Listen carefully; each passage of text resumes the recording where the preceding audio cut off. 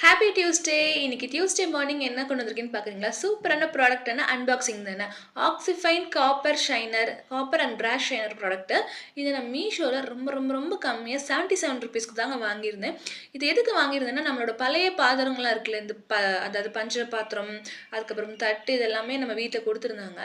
அது எல்லாமே என்னதான் நம்ம தேய்ச்சாலும் ரொம்ப கருப்பா இந்த மாரி ஆயிடுச்சு. இதெல்லாம் தூக்கி போட்டு புதுசு வாங்கலாம்னு நெனச்சாலும் மனசு இல்ல. ஏன்னா, இது எல்லாமே கண்டிப்பா ரூ. 400, ரூ. 500 ரேட் சொல்லுவாங்க. ப்ளஸ் இதெல்லாம் நமக்கு ஒரு ஞாபகார்த்தமா இருந்தது வீட்ல குடுத்ததுன்னு. சரி இத தூக்கி போட மனசு இல்ல. இத கொஞ்சம் புதுசாக்கலான்னு சொல்லி தேடினப்ப தான் எனக்கு இந்த ப்ராடக்ட் கிடைச்சது. சரி இந்த ப்ராடக்ட் எப்படி யூஸ் பண்ணணும்னா, ஒரு மூடியில ஊத்திட்டு நல்லா வந்து ஒரு துணி வச்சு தேய்ச்சு விடணும். இந்த மாரி பேட் துணி ஸ்க்ரப் வச்சு தேய்க்கும்போது வந்து அந்த அளவுக்கு போல. பட் துணி வச்சு தேய்க்கையில, காட்டன் துணி வச்சு தேய்க்கையில சூப்பரா போயிடுச்சு. ரொம்ப கருப்பா இருந்தது எல்லாமே ஓரளவுக்கு மாறிடுச்சு. ஆனா என்ன ஒரு இதோட ட்ராபேக்னா, நம்மளோட காப்பர் பாத்திரம்லாம் அந்த கோல்டன் கலர்ல இருக்கு. பட் இத வச்சு தேய்க்கும்போது அந்த கோல்டன் கலர் போயிட்டு, லைட்டா ஒரு வேற ஒரு கலர் வருது. லைட் ரோஸ் கலர் மாரி வருது. பட் ஸ்டில் ரொம்ப கருப்பாயி தூக்கி போட போற பாத்திரத்த இந்த மாரி தொடச்சு வைக்கும்போது, திருப்பி ரீயூஸ் பண்ணா நல்லா இருக்கு இல்லையா?